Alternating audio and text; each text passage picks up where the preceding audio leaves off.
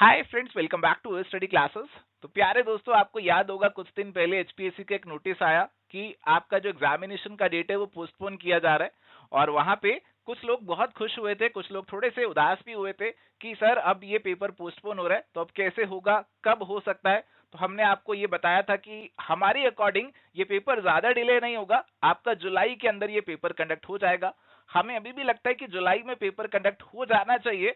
But काफी सारे aspirants ऐसे होंगे जिनके माइंड में कंफ्यूजन ये चल रहा है कि क्या तैयारी करें, कैसे तैयारी करें, क्या सब्जेक्टिव पेपर की प्रिपरेशन शुरू कर सकते हैं क्या। तो बहुत सारी चीजें होंगी जो आपके दिमाग में चल रही होंगी, तो थोड़ा सा उस कंफ्यूजन पे डिस्कस करने वाले हैं आज के इस वीडियो में। तो आइए फटाफट से आज के इस सेशन को शुरू करते हैं।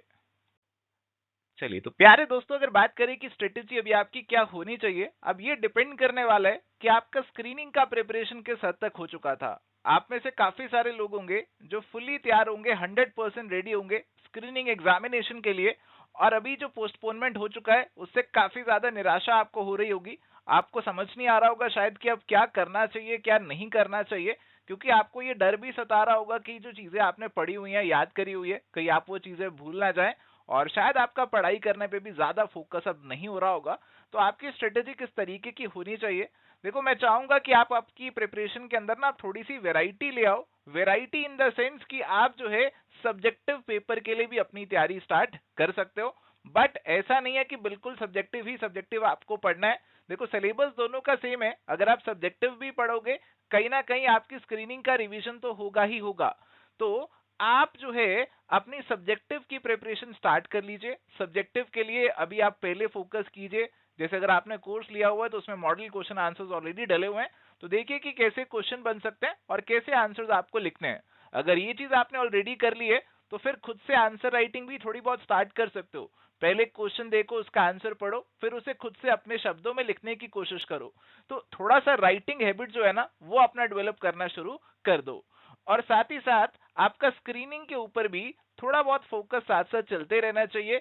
उसके लिए मैंने आपको बताया जी कि 50% टाइम आप रिवीजन के लिए, स्क्रीनिंग के लिए रख सकते हैं, और 50% टाइम आप सब्जेक्टिव पेपर पे डिवोट कर सकते हैं। तो अगर आप 8 घंटे डेली पढ़ाई कर रहे हैं तो हाँ, 4 घंटे आप सब्जेक्टिव के लिए दे सकते हो, बट 4 घंटे अभी भी अपने स्क्रीनिंग पे ही रखना। स्क्रीनिंग के अभी आप कुछ और मॉक्स लगा सकते हो, प्रीवियस पेपर्स लगा सकते हो, कुछ रिवीजन करना चाहते हो तो वो भी कर सकते हो। अब आते हैं दूसरी कैटेगरी पे। कुछ ऐसे एस्पिरेंट्स होंगे जिनका स्क्रीनिंग ऑलमोस्ट तैयार हो चुका था, 100% नहीं तैयार था, बट काफी हद तक उन्होंने तैयार कर लिया था। कुछ चीजें उनकी छूट गई थी, रह गई थी, और थोड़ा सा खुशी उनको हुई थी कि पोस्टपोनमेंट हुआ तो थोड़े दिन का टाइम एक्स्ट्रा मिल जाएगा, तो अपना पूरा अच्छे से तैयारी कर लेंगे। तो जनाब, अगर अभी तक आपका तैयारी पूरा नहीं हुआ है, अगर तो हो गया है पूरा, तो फिर आप पहली वाली कैटेगरी में आ जाओगे। अगर नहीं हुआ है तैयारी आपका पूरा, तो जनाब अभी स्क्रीनिंग का जो प्रिपरेशन आपका थोड़ा बहुत बाकी है, आप कंप्लीट कर लीजिए। आपके कुछ मॉक लगाने रह गए हैं या प्रीवियस पेपर्स आपने नहीं लगाए, तो आप उनको लगा सकते हैं। आपका प्राइमरी फोकस तो स्क्रीनिंग पे ही होना चाहिए। बट अगर आपको भी कहीं ना कहीं डर सताता है कि सर सब्जेक्टिव पेपर भी तो है, हो सकता है कि सब्जेक्टिव में आपको ज्यादा समय ना मिले अब तैयारी के लिए, तो उसका डर भी सताता है, तो हाँ, आप अपना 25% टाइम सब्जेक्टिव पेपर पे भी दे सकते हैं। अगर 8 घंटे दिन में पढ़ रहे हैं तो 6 घंटे स्क्रीनिंग पे जाने चाहिए, और 2 से 3 घंटे जो है आप सब्जेक्टिव पे देना चाहते हैं तो वो भी दे सकते हैं। तो पहले अगेन ऐसे ही करना है आपको कि एक बार आंसर्स, क्वेश्चन आंसर्स देखने की कैसे कैसे क्वेश्चन आंसर हो सकते हैं, कैसे आंसर बनना चाहिए, और फिर खुद से आप आंसर्स को एक बार रीड करके अपनी लैंग्वेज में लिखने की कोशिश करना जो है वो शुरू कर सकते हैं। अब कुछ ऐसे भी एस्पिरेंट्स होंगे जिनका स्क्रीनिंग भी अभी 100% अच्छे से तैयार नहीं था। देखो, उनको मैं यही बोलूंगा जनाब कि आपका जो स्क्रीनिंग है पहले वो क्लियर करना बहुत जरूरी है। अभी आप सब्जेक्टिव के चक्कर में कहीं स्क्रीनिंग ना गवा देना। तो स्क्रीनिंग के लिए आपका जो प्रिपरेशन बाकी है, जो तैयारी बाकी है, आप उसे करिए। आप एमसीक्यूज, मॉक टेस्ट, जो प्रीवियस ईयर पेपर्स वगैरह हैं, आप उनको सॉल्व करिए, ताकि कहीं ना कहीं आपका जो स्क्रीनिंग पेपर है वो क्लियर हो। क्योंकि सिलेबस तो देखो दोनों का सेम ही है। स्क्रीनिंग की तैयारी जिसने अच्छे से करी हुई है उसको सब्जेक्टिव में इसका बेनिफिट जरूर मिलेगा। बट हाँ, सब्जेक्टिव में आपको थोड़ा सा हैबिट बनाना पड़ेगा आंसर राइटिंग का, आंसर लिखने का, और वो विद टाइम आप बना भी सकते हैं। तो इस तरीके से अभी आपका कुछ स्ट्रेटेजी होना चाहिए। देखो, मैं यही बोलूंगा कि अभी आपको कुछ आइडिया नहीं है कि एग्जामिनेशन की डेट कब आएगी। हो सकता है कल ही आ जाए, हो सकता है 10 दिन बाद आए, हो सकता है 15 दिन बाद आए। तो एग्जामिनेशन की डेट जब तक आपको पता नहीं है तो आप इस तरीके से अपना प्रिपरेशन जो है वो कर सकते हैं।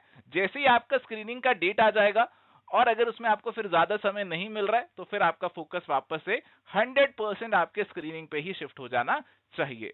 इन द मीन टाइम आप ऐसा कुछ स्ट्रेटेजी फॉलो कर सकते हो। टाइम वेस्ट करने से कुछ नहीं होगा। अगर बोर फील होता है, कुछ समझ में नहीं आता क्या करें, तो yes, you can definitely start your preparation of the next stage which is subjective paper. And प्यारे दोस्तों, आप में से काफी सारे स्टूडेंट्स ऐसे होंगे जो एवरी स्टडी क्लासेस के साथ जुड़ के अपना प्रिपरेशन कर रहे हैं, और हो सकता है आपने स्क्रीनिंग पे प्राइमरी फोकस रखा हो और प्रैक्टिस के लिए आपने हमारा जो एमसीक्यू क्वेश्चन बैंक है एचपीएससी असिस्टेंट प्रोफेसर एग्जामिनेशन के लिए, जिसमें आपको एमसीक्यूज मिलते हैं, प्रीवियस पेपर्स मिलते हैं, वो शायद आपने लिया हो और अभी आपका तैयारी जो है वो डन है, आपको समझ में नहीं आ रहा क्या किया जाए और आप चाहते हैं कि हम क्रैश कोर्स ले लें जिसमें आपको सब्जेक्टिव पेपर का कवरेज भी मिलता है। तो अगर आप अपग्रेड करना चाहते हैं तो आपके लिए एक ऑफर है यहाँ पे जो कि अवेलेबल है। एक लिमिटेड टाइम के लिए आप इस ऑफर का बेनिफिट ले सकते हैं। तो अगर आपको लग रहा है कि शायद आपने असिस्टेंट प्रोफेसर क्रैश कोर्स ले लिया होता तो बेहतर रहते, तो प्यारे दोस्तों आप इस ऑफर का बेनिफिट ले सकते हैं जी। आप क्या करेंगे, आपने जिस मेल आईडी से, जिस अपने एवर स्टडी के अकाउंट से ये क्वेश्चन बैंक वाला कोर्स परचेज किया है ना, उसी अकाउंट से जब आप ये क्रैश कोर्स परचेज करने लगेंगे, एचपीएससी असिस्टेंट प्रोफेसर कॉमर्स का क्रैश कोर्स परचेज करने लगेंगे, तो परचेज करते समय जब आप फाइनल पेमेंट पेज पे पहुंचेंगे, लास्ट वाले पेज पे पहुंचेंगे, तो वहां पे एक प्रोमो कोड लगाने का ऑप्शन आता है। तो वहां प्रोमो कोड आप अप्लाई कर देना जी, अपग्रेड, जिससे आपको 60% ऑफ मिल जाएगा हमारे क्रैश कोर्स के ऊपर। तो आपको एक्स्ट्रा डिस्काउंट मिल जाएगा। अभी यूजुअली दोनों कोर्सेज पे आप देखेंगे हमारा 50% डिस्काउंट हमने चलाया हुआ है, और अगर आप ये अपग्रेड वाला प्रोमो कोड लगाएंगे, ये तभी लगेगा अगर आप उसी आईडी से लगाएंगे जिससे आपने क्वेश्चन बैंक परचेज किया हुआ है। तो ये वाला कोड आपको एक्स्ट्रा 10% ऑफ यहाँ पे दे देगा। ये ऑफर उन्हीं के लिए जिन्होंने पहले ये क्वेश्चन बैंक एवर स्टडी का परचेज किया हुआ है, वो भी एचपीएससी असिस्टेंट प्रोफेसर एग्जामिनेशन के लिए। तो प्यारे दोस्तों, एंड में यही बोलूंगा कि एग्जामिनेशन के डेट्स नहीं आ रहे हैं, बट आपका प्रिपरेशन रुकना नहीं चाहिए। स्क्रीनिंग की तैयारी कर करके बोर हो चुके हो तो यार सब्जेक्टिव का कुछ तैयारी आप स्टार्ट कर सकते हो। सब्जेक्टिव के लिए कुछ भी स्टार्ट कर सकते हो, जैसे करना चाहो वैसे कर सकते हो, बट टाइम को वेस्ट बिल्कुल भी नहीं करना है। आज के लिए सेशन में इतना ही जी, मिलते हैं नेक्स्ट सेशन में। Till then good bye, take care, all the best.